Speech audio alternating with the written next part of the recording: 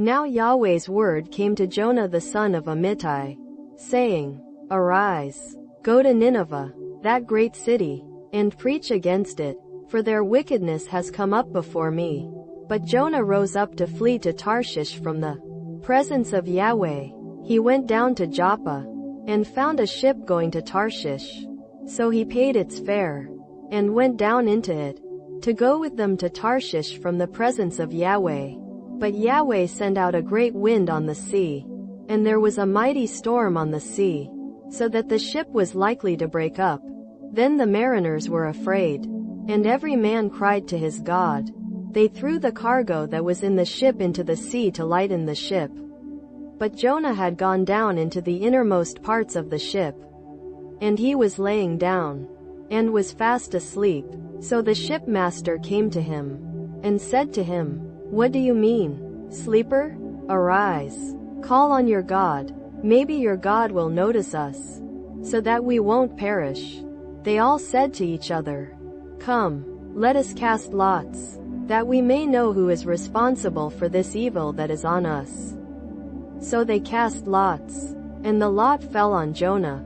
Then they asked him, Tell us, please, for whose cause this evil is on us? What is your occupation? Where do you come from? What is your country? Of what people are you?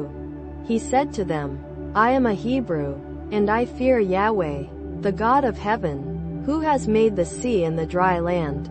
Then the men were exceedingly afraid, and said to him, What have you done? For the men knew that he was fleeing from the presence of Yahweh, because he had told them. Then they said to him, What shall we do to you, that the sea may be calm to us? For the sea grew more and more stormy. He said to them, Take me up, and throw me into the sea. Then the sea will be calm for you. For I know that because of me this great storm is on you.